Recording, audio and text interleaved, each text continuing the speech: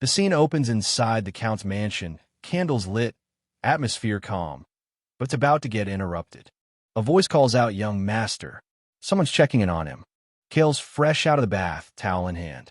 He's caught off guard when asked, "Are you inside the bathroom?" He quickly regains composure, throws on a robe, and answers back, "Yes, I'll be right out." Kale steps out, dripping water on the floor, fresh from the bath. Ron, the old butler, greets him warmly with tea in hand. "Here you go, young master." But Kale knows the truth. Ron might look like a kind old servant, but behind that smile is a ruthless assassin from the Eastern continent. Merciless, dangerous, and always hiding in plain sight. Kale accepts the tea casually, but in his head he's already scheming. This old man is way too dangerous. Best plan?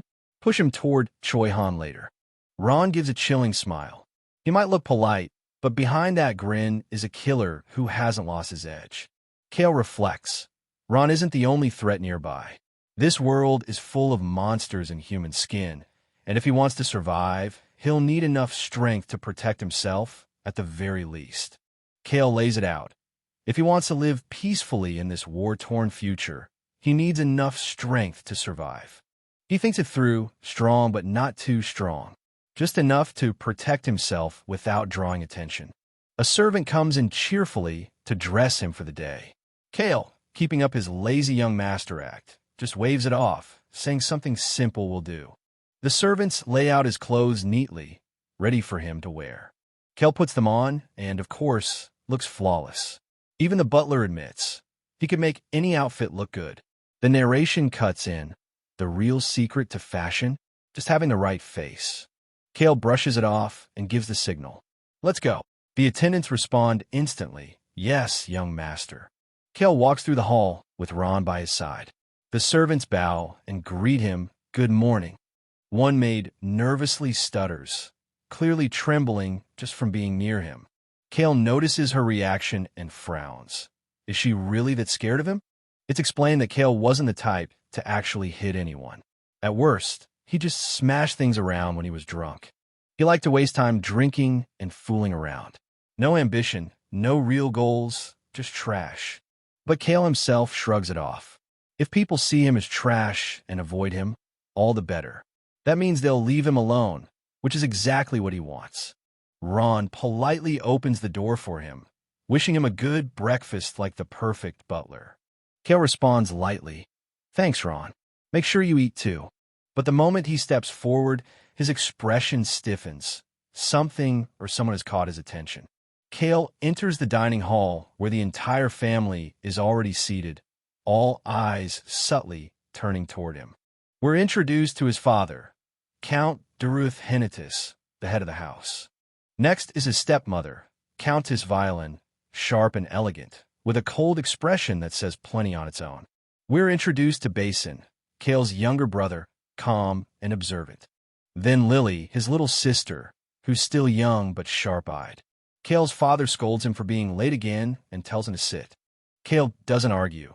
He just answers simply, "Yes," and takes his seat at the table. It's explained that Kale's father isn't a political genius or powerful warrior. He just has money, and lots of it. Meanwhile, his stepmother and siblings keep their distance, choosing to avoid him whenever possible. To Kale, that's actually perfect. A family that ignores him means he can live quietly without interference. But still, every mealtime, those sharp, judgmental stares make it impossible to completely relax. Kale asks his father if there's something he wants to say. Count hesitates, then dismisses it with, "No, it's nothing." Kale reflects that they probably just find him troublesome and decides to keep it simple, eat quickly, and leave. But while everyone else is tense, he's just enjoying the food, thinking to himself how juicy the sausage is. Kale's fork clinks against the plate, the sound drawing attention in the quiet room. Basin freezes. He just saw Kale smile. His shocked reaction says it all. That's not normal. Kale calmly apologizes, while Basin stares, completely unsettled. His expression says, "What's up with him?" Kale reaches for his glass and pauses. Is this wine? He takes a sip, calmly tasting it. Then he shocks everyone at the table by saying, It's delicious. The whole family freezes, confused. They were expecting him to complain, not compliment it. Even Count Deruth blurts out in disbelief. Kale, meanwhile, thinks to himself how convenient it is to be seen as trash. No one criticizes his manners, but he reminds himself of one important rule. He must not get on Basin's nerves. Kale thinks to himself that instead of taking on the headache of ruling the territory, he'd rather enjoy the easier role of being the Count's older brother, lazing around in peace. He adds that if things don't go his way, he'll just pack up and move somewhere far from the war. Basin, sitting across, looks unsettled. Kale calmly wipes his mouth with a napkin, looking completely unbothered. Count Deruth leans in, genuinely asking if Kale needs anything. Kale answers bluntly, asking for money without hesitation.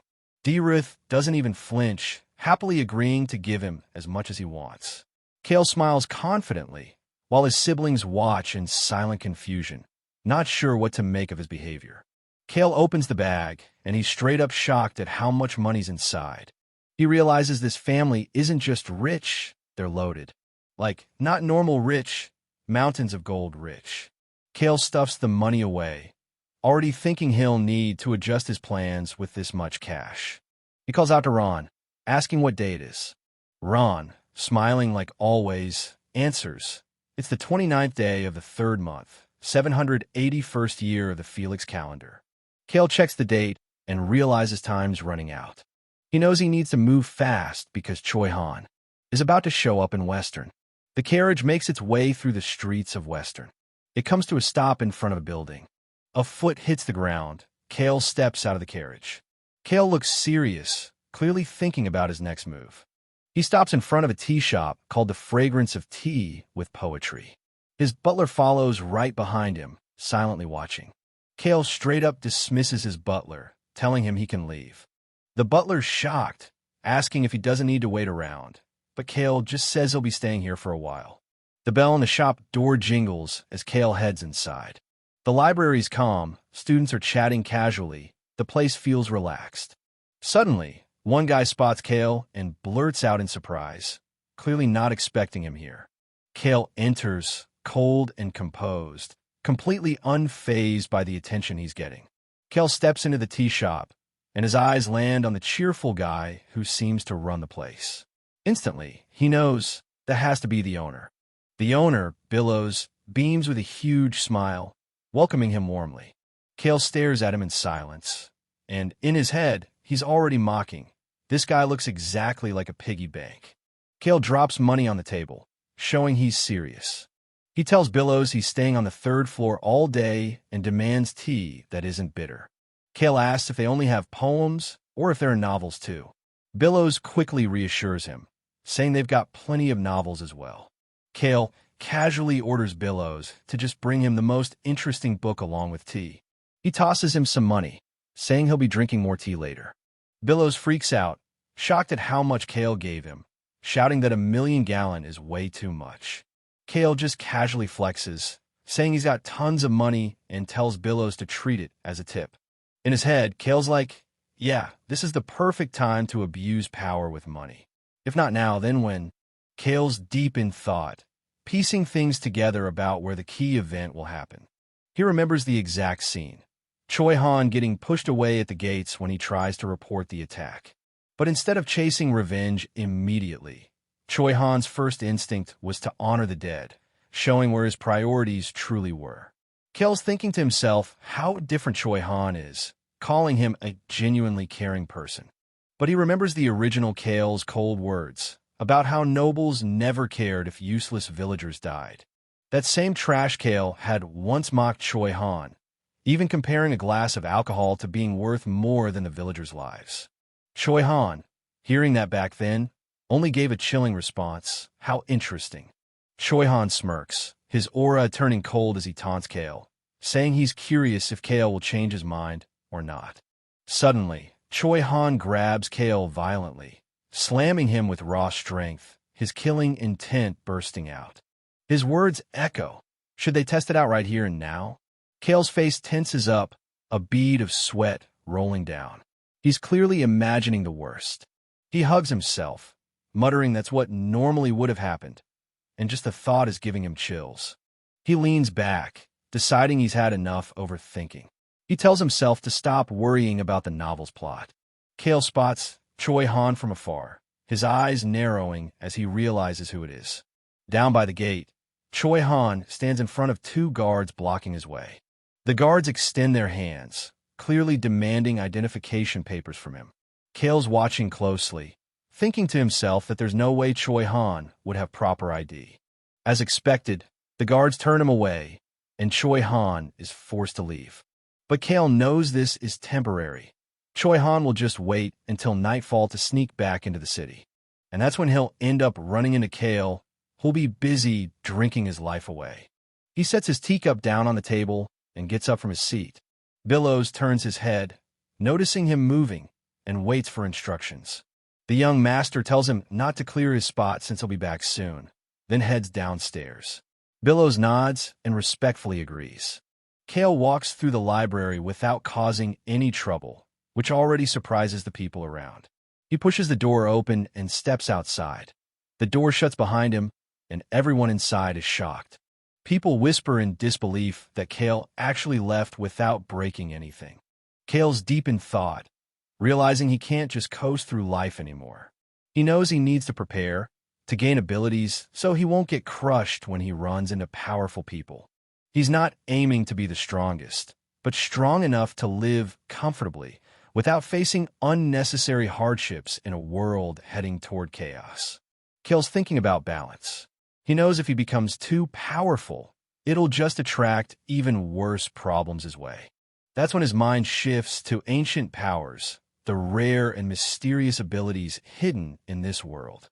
Out of all of them, the one he's aiming for is the Formless Shield, a defense that works like a mage's mana shield, exactly what he needs to keep himself alive without going overboard. Fresh bread is served, still steaming hot. Kale stands at the table, eyeing all the bread seriously, like he's already plotting something. He makes up his mind. Today's the day he sets up the bait to grab the indestructible shield. The baker is completely shocked to see him, stuttering as he greets the young master. He bursts out with a loud welcome, but Kale just stands there unfazed, like he's used to this over-the-top reaction. Kale, keeping it short and simple, tells him to give some bread. The baker's face turns into pure confusion, like he can't believe what he just heard. Kale gestures toward the bread with a sharp motion, already deciding. He drags his finger across the counter, marking the range he wants. A gold coin lands on the counter. The baker stares wide-eyed while Kale coolly says, "Pack it all up." Kale smirks, casually saying he can just go somewhere else if they don't want to sell to him. The baker panics, waving his hands frantically, shouting that it's not like that, and he'll pack everything up as fast as he can.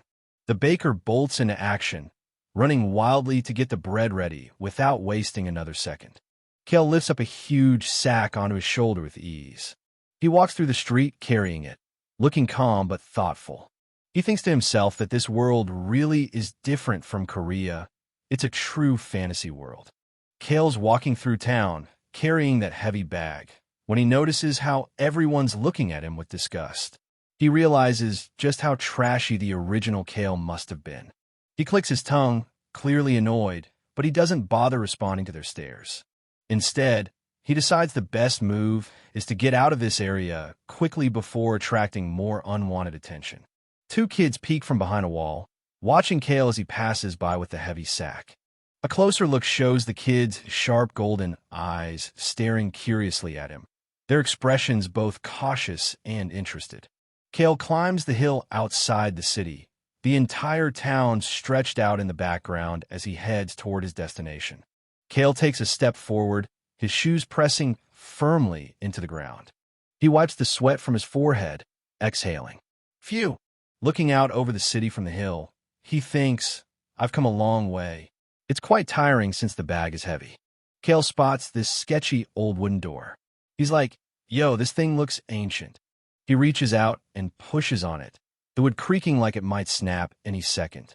Kale steps inside with the sack on his shoulder, glancing around and thinking, seriously, how old is this place? Kale looks up at the massive tree towering over him, clearly ancient. He mutters to himself that the tree must be hundreds of years old. Suddenly, a voice shouts at him, warning that he can't get near that tree. The kids watching from behind the wall cry out, telling him it's dangerous, that it's a man-eating tree. The tree is revealed as a man-eating tree, dangerous and eerie. Anyone who hangs themselves on this tree ends up drained, turning into a mummy overnight. Instead of fear, Kale smirks. This is exactly the tree he was searching for. Narration explains how long ago, during ancient times, a woman who loved food too much was cast out from her temple. Her gluttony led to her death, and from her body, a strange tree sprouted. Now Kale kneels near the tree with his heavy bag, as the narration reveals that the woman's grudge and power remain within it. Kale grabs a piece of bread from the bag, ready to use it as bait. He thinks about the power he's after, the indestructible shield. Kale moves closer to the tree with the bread, while kids in the distance panic, warning him he'll die if he gets too close. Kale notices the kids and sighs, thinking about how there are always nosy children around. He decides he should deal with them first before starting his real plan. The kids get startled as Kale suddenly approaches them.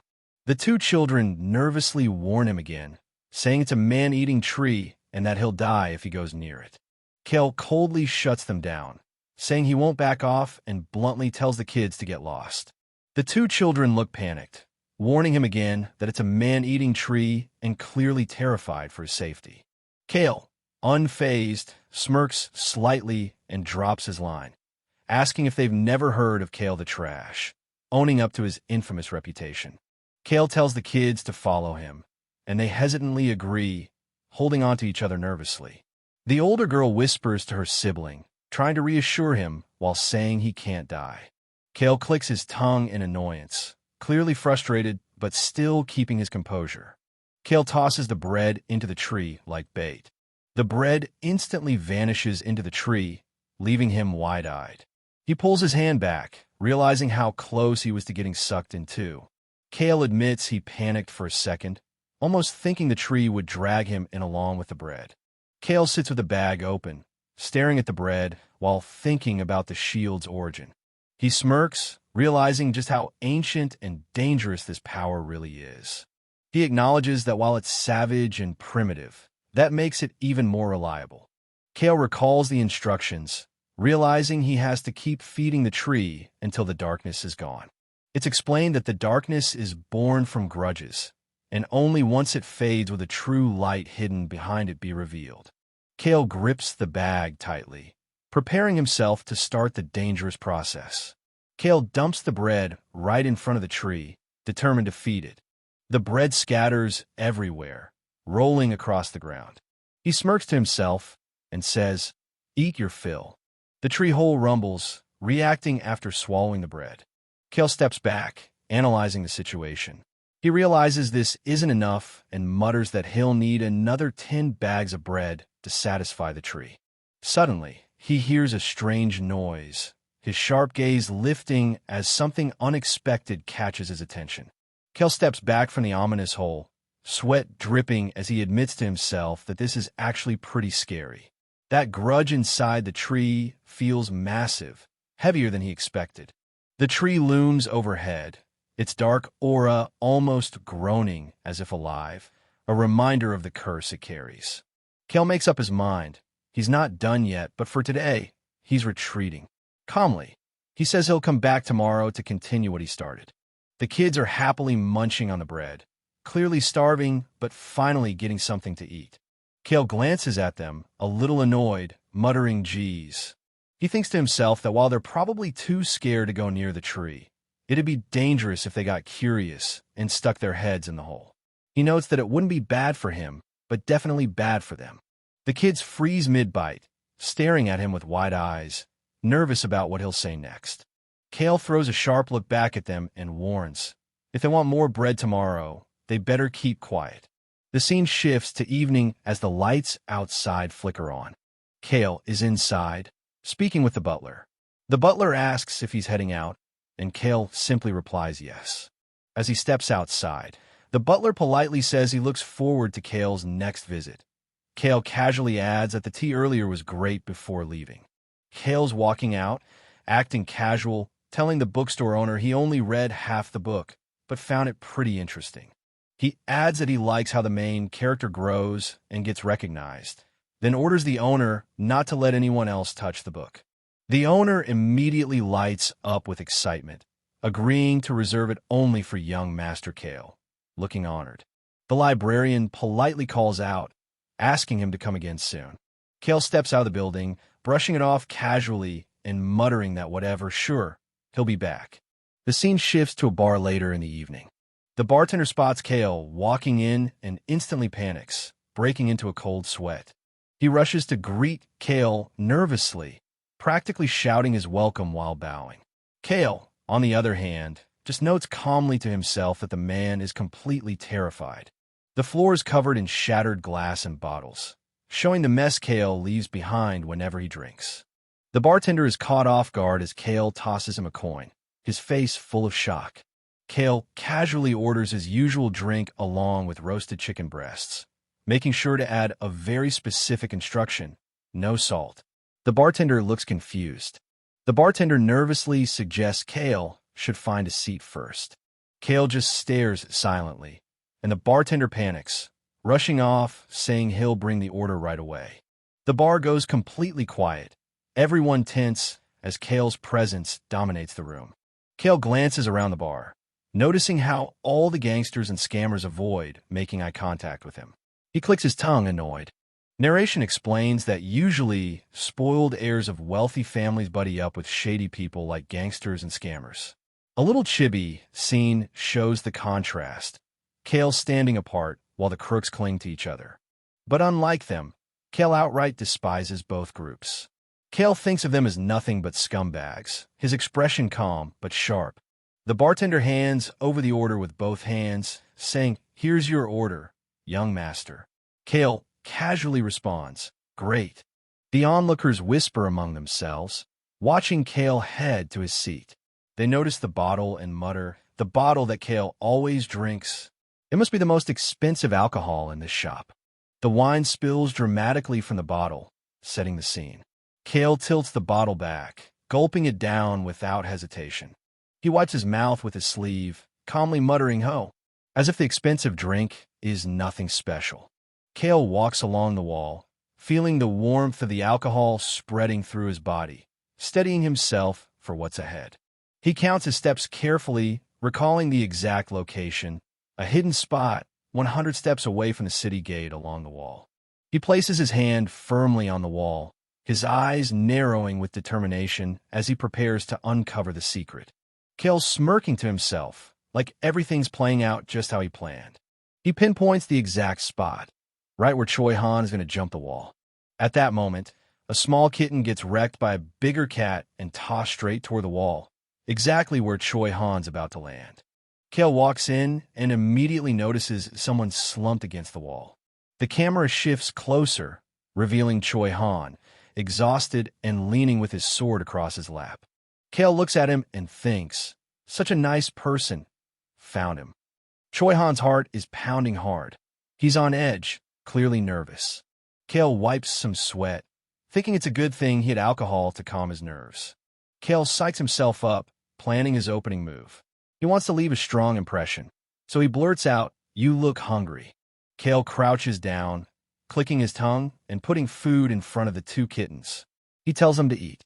The kittens sniff the food curiously, and Kale notices they're even younger than he expected. He pulls out chicken breasts, breaking them into smaller pieces, asking if they can eat it. The little cat hisses at Kale, trying to act tough despite being weak. Kale gently strokes it, telling them to eat and get better soon. As both kittens eat, Kale quietly asks if they even have a place to go. Kale glances at Choi Han, trying to draw him into conversation, asking if he has a place to stay or if he's hungry. The kittens munch on the food while Kale watches, realizing Choi Han won't respond to his words. Kale concludes that Choi Han is just silently observing him instead of speaking. Kale waits for a response, his words hanging in the air.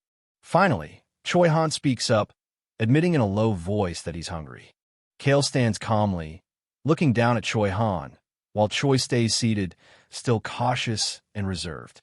Kale looks straight at Choi Han under the moonlight and says firmly, "Hey, follow me." Choi Han lifts his gaze, a bit surprised but attentive, as Kale adds, "I'll feed you." The narration cuts in. The best way to leave a strong first impression is by giving someone delicious food. Kale tells him to follow along, keeping calm on the outside while checking if Choi Han will listen. Kale hears the cats meowing again and looks back, a little surprised. Even though Kale admits he's not a fan of cats, one of the kittens rubs against his leg, and he can't help but think it's actually pretty cute. Kale glances at Choi Han, realizing the cats aren't letting him off the hook. He thinks to himself that he can't just ignore them after all. Kale crouches down, pets the kittens, and says with a wry smile that they must like him, but admits he needs to leave now. Kale pats the kittens one last time, telling them he'll see them again. The two kittens scamper off together into the distance. Kale lets out a quiet sigh of relief, while Choi Han silently watches him from behind. Kale stops in front of the building, but notices Choi Han suddenly halting behind him.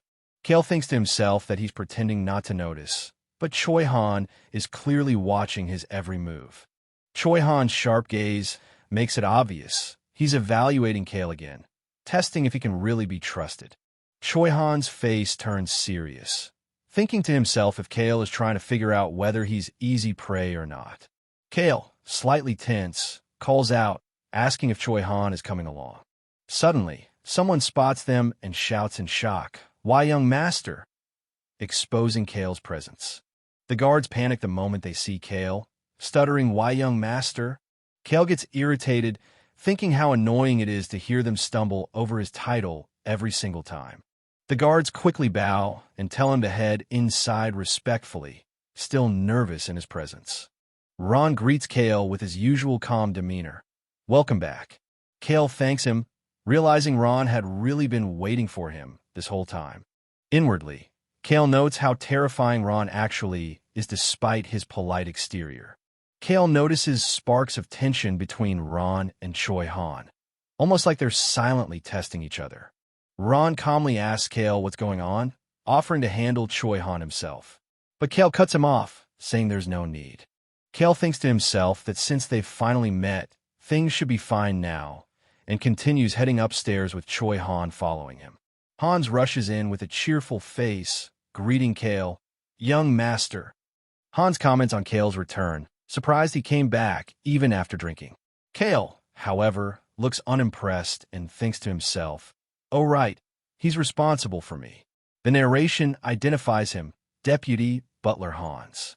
Kale suddenly pulls out his sword and swings it toward Hans without hesitation. Hans freaks out, flailing his arms while screaming, "AACK." Hans forces a nervous smile, still flustered, and says, "Put this away." He quickly adds, "Yes," clearly terrified. He tries to laugh it off, muttering to himself while shaking, "I'll actually throw it at you next time." But then he yells after Kale, "Young master, where are you going?" The scene shifts to the mansion's kitchen. A narration reveals, kitchen number 2. There is one more person Choi Han has to meet today. Kale spots Beecrox and thinks, "He's here." Narration introduces him, the assassin Ron's son, Beecrox. Beecrox is calmly cooking with a knife in hand. Kale's inner thought, another terrifying guy. So he's been cooking all the food with that face and those hands. Kale is smirking confidently, thinking to himself about his plan. He realizes that if he ropes in Beecrox, then Ron will also automatically follow along. Double the advantage. Choi Han suddenly stretches out his hand, as if signaling or preparing for something important. Kale looks straight at Beecrox and firmly orders, "Give him something to eat." Beecrox freezes, his eyes narrowing as he holds the knife tightly. He mutters, "Excuse me," clearly annoyed. Kale, unfazed, presses on, "Why don't you let go of the knife?" With calm authority, Kale repeats, "Give him something to eat. He's hungry." Choi Han stands quietly at his side. Beecrox, with a calm but sharp look, agrees. "I understand, young master." A little chibi-style visual shows Beecrox, Ron, and Choi Han grouped together, symbolizing the alliance forming. Kale smirks knowingly. The narration explains, The three of them are connected now. Kale casually tells B. Crocs to prepare something for him as well, saying he's hungry too, but make sure to add that it better be high-quality food. He compliments B. Crocs, recalling that the steak he cooked yesterday tasted wonderful. Kale looks at him with a smirk and calls him an amazing chef, leaving B. Crocs a little confused and questioning Kale's intentions. Kale brushes it off like it's nothing, casually ordering B. Crocs to whip up a steak meal and make it quick. Hans rushes up, clearly worried, calling out, "Young master," with concern all over his face. Meanwhile, Choi Han lingers in the hall, glancing back as he asks calmly what he should do about the guest. Kale glances at Choi Han, speaking calmly. "I guess he's my guest. You take care of him." He looks relieved that the introductions are over. Kale thinks to himself, now that the three of them met each other, my job for today is done. His inner monologue continues with a sly tone. If this isn't enough, I'll make Choi Han beat someone up and have B. Crocs witness that scene. Kale calls out to Hans, giving him an order. "Hans, bring the meal over to my chamber when it's ready." The scene shifts to another location, showing the interior of a chamber. Someone begins to speak. So, a nobleman questions the situation after hearing a report. He went to the Flynn Merchant Guild's illegitimate son's tea shop and brought an unidentifiable young man home. The man in the fur-trimmed cloak looks thoughtful, analyzing the report. He notes how Kale didn't overdrink and kept his head clear, which is unusual for him. One of the attendants suggests discreetly tailing Kale to keep an eye on his actions. But the man immediately rejects the idea, firmly saying there's no need. The Count states calmly, as long as he stays in the city, anything he does is under my jurisdiction. Just keep observing him and report to me as usual. The subordinate bows deeply and replies, I understand. The Count rests his chin on his hand, eyes sharp as he mutters to himself. Kale has changed. Kale's father sits quietly, his sharp eyes fixed in thought. Something about his son just feels off today. He can sense it. He finally admits to himself that Kale feels different than usual. The shift isn't just small, it's noticeable. But it's not like Kale suddenly became some genius or powerhouse. It's just his aura, his attitude, the way he carries himself. Everything feels unfamiliar now. The Count observes quietly, realizing Kale's behavior has completely shifted. He's no longer acting like the spoiled brat he used to be. With a calm tone, the Count calls out to Hans and orders him to dig up everything about the illegitimate son of the Flynn Merchant Guild. Hans bows respectfully, acknowledging the order with a simple, I understand. The Count leans back, deep in thought, already planning his next move. The room is silent except for a faint sound as Kale's father sets something down on his desk. He walks slowly toward the tall windows, hands behind his back, thinking to himself that Kale isn't the only one who's changed lately. His expression turns serious. He mutters that the entire continent's atmosphere is becoming dangerous. Something big is about to happen. The narration explains how the Hennides family quietly built its strength and wealth over time, avoiding fame or attention. We see a flashback of young Kale and his little brother listening to their father. He tells them that their goal isn't glory or recognition, just peace and a happy life. Returning to the present, Kale's father turns sharply, deep in thought, realizing that peaceful days might soon be over. He mutters to himself that he'll need to strengthen the city's defenses, hinting that danger is coming. Kale looks completely drained, his eyes half open and lifeless. He sits on the bed, groaning as Ron stands beside him with a glass of lemonade. Even the sight of that drink makes Kale's headache worse. Ron smiles gently, saying he didn't wake Kale because he looked so peaceful sleeping, like he didn't just spend the night dying inside. Kale sits up slowly, his face blank but tired. His neck aches as he moves, and Ron's calm question cuts through the silence, asking if he hurt himself. Kale shoots back, wondering if Ron's actually worried about him. Ron denies it with that usual, composed tone, saying it just looks unpleasant to watch. Then we get a glimpse of Ron's real side, the butler who's anything but ordinary. His smile hides something cold, and the flash of him effortlessly taking down enemies says it all. It's nothing much. he says like snapping necks is just another chore. Kale brushes it off, saying he just got scratched by a cat. As he gulps down his drink, Ron stands there silently, looking way too amused. Ron's calm voice breaks the silence.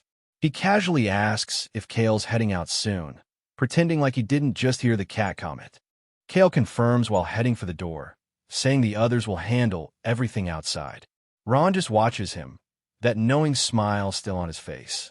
Ron stops him just as he's about to leave, saying he understands, but clearly there's something more on his mind. With a calm tone, Ron asks what Kale thinks about the lemonade, testing him in his usual quiet but sharp way. Kale pauses, caught off guard, then says it's delicious, clearly unsure why this old man is bringing it up now.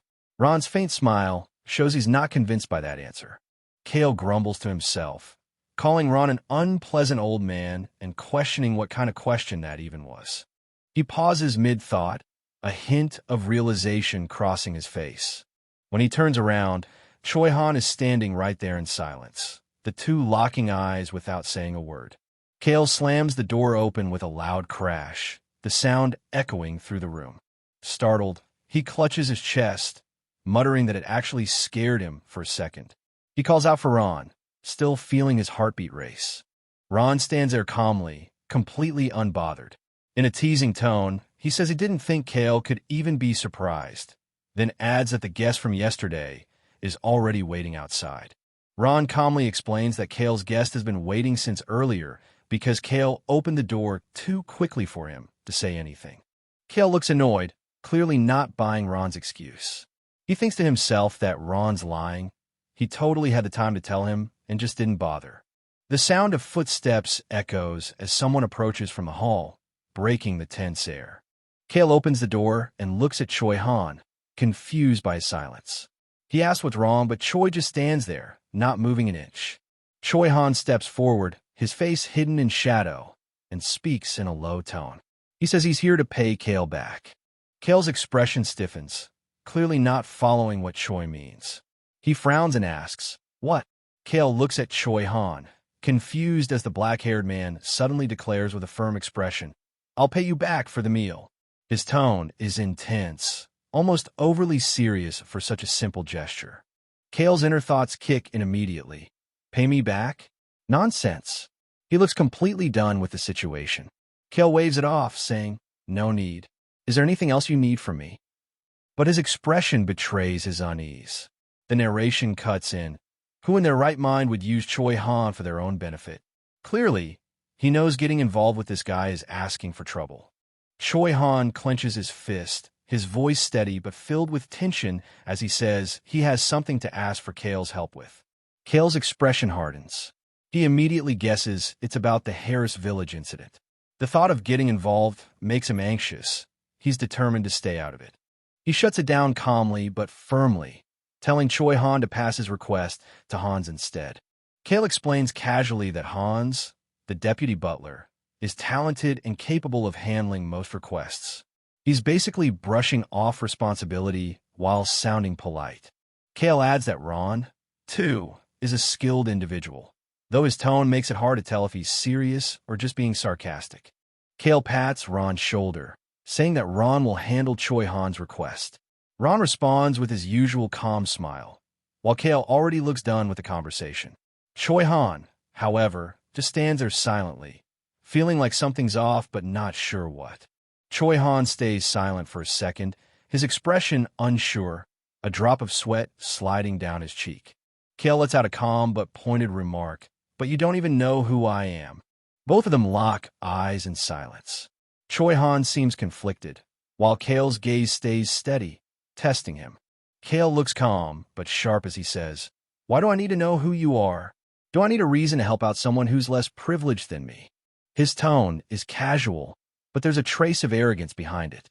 He continues, eyes narrowing slightly. "Based on your situation, I doubt you'll ask for something difficult." Then, glancing at Choi Han, he adds with a smirk, "Well, if it is something difficult, I'm sure Hans will know where to draw the line."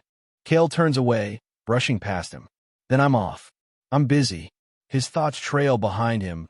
"I need to get my allowance today, since I'll be spending lots of money." Kale walks down the hallway, as Ron and Choi Han watch from behind.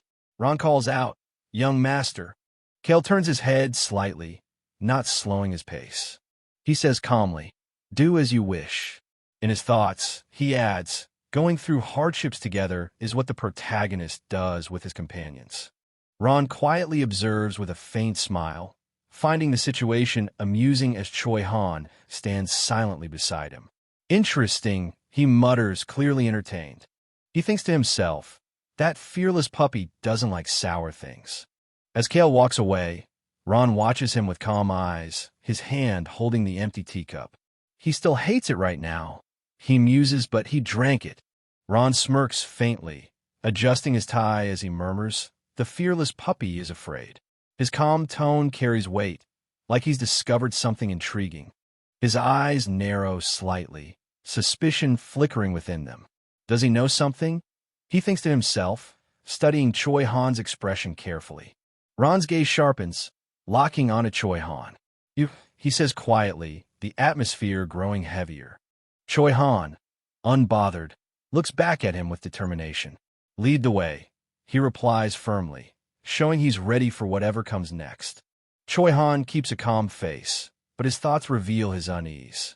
He senses something dark coming from the old butler, a faint trace of blood hidden behind that polite smile. Ron's smirk widens as if he can read Choi Han's thoughts. He's quite the twisted one, he muses to himself, amused by the young man's sharp perception. Without another word, Ron turns and walks ahead with quiet confidence. His voice echoes softly through the hall, "Follow me." Choi Han hesitates for a moment, then follows behind, eyes wary and alert. Choi Han glances to the side, his sharp gaze narrowing slightly. Something about the way the red-haired man walks off catches his attention. As the butler leads the way, Choi Han's eyes stay fixed on Kale's back. The distance between them grows, but that silent tension lingers in the air, a mix of curiosity and unease as they move deeper into the mansion. Kale stands in front of a massive tree, the morning light filtering through its branches. He looks calm but distant, carrying a heavy-looking sack over his shoulder. The sack tips slightly, and several loaves of bread fall to the ground beneath the tree with a soft tap-tap. A dark whisper fills the air. Voices echo from nowhere. "More! Give me more!" Kale frowns, his expression tightening as unease flickers across his face. That voice haunting him? It belongs to a priestess, a woman who's starved to death, exactly like the one mentioned in the book. Kale looks ahead, trying to shake off the thought. He mutters to himself that Ruth told him to visit the study tonight, meaning he needs to be back before dinner. Then, out of nowhere, a single word echoes in his mind, "half." It cuts through the air like a whisper with hidden meaning. Kale looks at the tree, deciding it's time to move. He mutters that he needs to hurry up before it gets too late. In his mind, he's already planned it out. Today, he'll only feed half of the tree's hunger.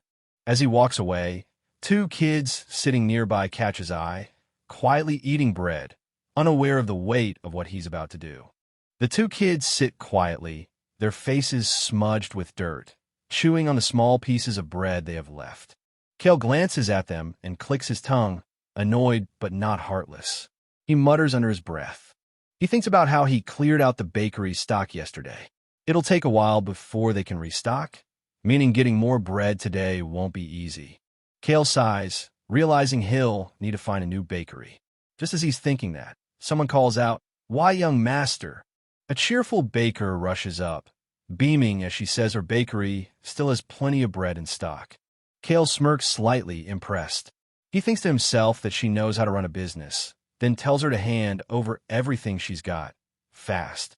The woman's eyes sparkle with excitement as she reaches out, thrilled at the massive sale she's about to make. The baker hurries back inside, asking Kale to wait just a moment. He stands there with his arms crossed, looking mildly impatient. Moments later, she rushes out with a massive sack of bread. Kale looks impressed, thinking how fast she managed that. She eagerly offers to bake even more for later, and Kale smirks to himself. He's starting to really like this woman's business sense. Another worker calls out, offering to prepare extra, while Kale readjusts the heavy sack in his arms, clearly satisfied. Kale tosses a gold coin to another baker, telling him to have a bag ready for next time. He's already planning ahead, thinking he'll need to visit 3 different bakeries tomorrow to keep up with the demand. He feels satisfied, noting how smoothly everything's progressing. Things are moving just the way he wants. But then, someone watches him quietly from the shadows, expression unreadable, eyes fixed on Kale as he walks away with his sack of bread.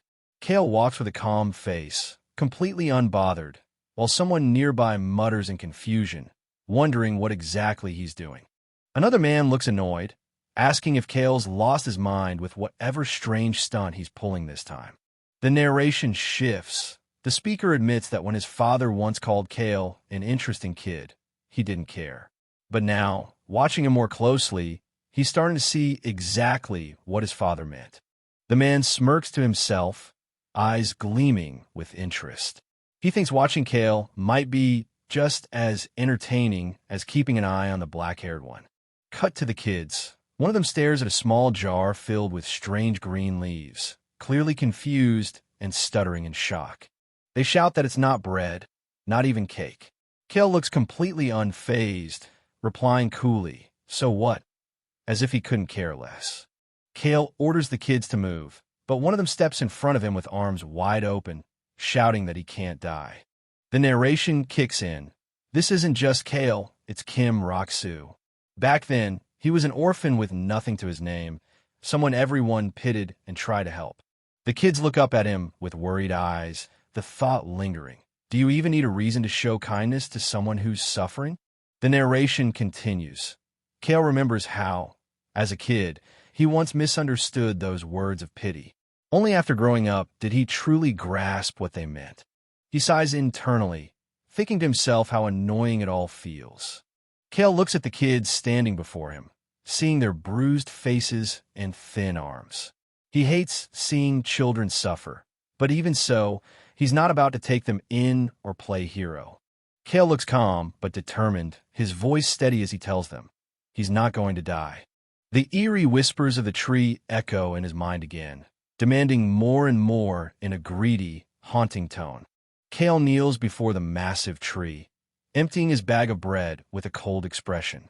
Eat your fill, he says, as if feeding a beast he's already grown used to. Kale watches the tree, noticing the darkness around it fading a little. He smirks, thinking all the money he blew on bread was finally paying off. He looks around, realizing the kids who were here earlier are nowhere to be seen. Relieved, he mutters that it feels better not having to look at the injured one anymore. Less guilt, less distraction. But then, his expression freezes. 2 tiny figures stare up at him. Those kids are now kittens, watching him with the same wide eyes. Kale looks down at the 2 small cats walking toward him, realization dawning. "Aren't you the cats from yesterday?" he mutters. But as they meow innocently, he sighs, thinking they probably don't even remember him. His inner voice kicks in. He tells himself not to get dragged into anything troublesome again. He's had enough of that already. The scene shifts to the grand estate, the calm before whatever new chaos is about to begin.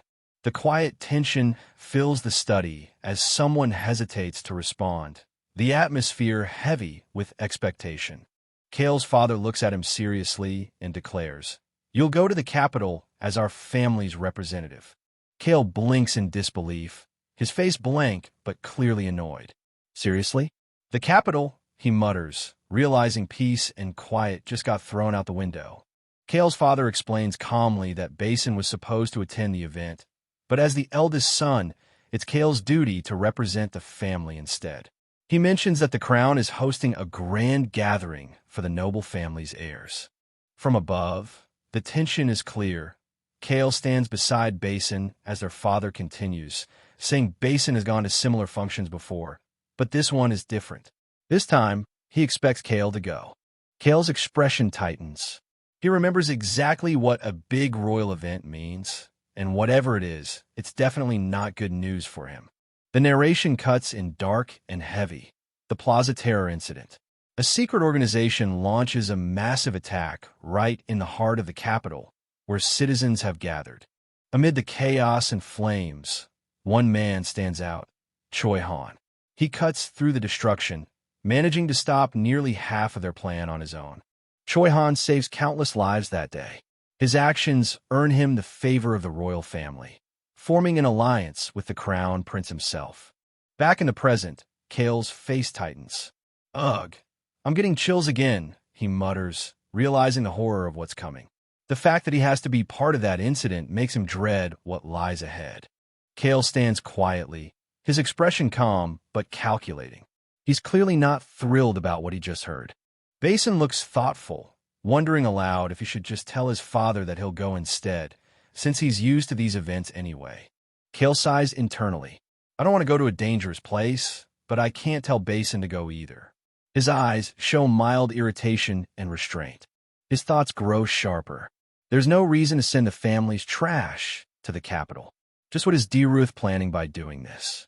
His father calmly announces that Kale will leave for the capital in 5 days. Kale's mind races. 5 days from now, the original him would have already been beaten senseless by Choi Han. Ruth smiles, telling Kale to relax and enjoy the trip like he did before, calling him son. Kale forces a polite reply, but internally thinks, completely bewildered by how off-script everything is. Kale questions why he specifically has to go and asks for some time to think it over.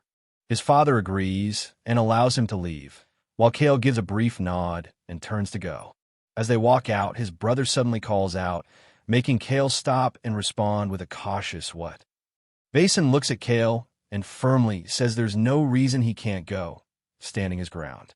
Kale exhales in frustration, realizing the situation's slipping out of his control. Internally, he admits what's really happening. He's about to be pushed out of the successor position. Kale thinks about how Basin has basically been treated as the family's successor for years. But now, even Basin is saying Kale has a valid reason to represent the family. Something's clearly off. Kale sighs, realizing things are starting to get more complicated than he wanted.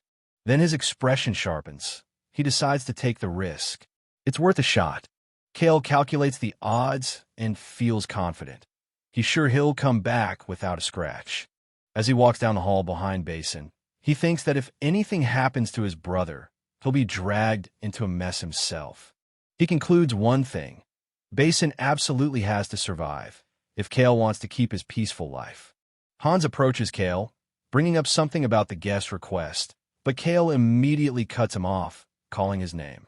Without hesitation, Kale orders Hans to bring that guest to him, leaving Hans confused and stammering in surprise.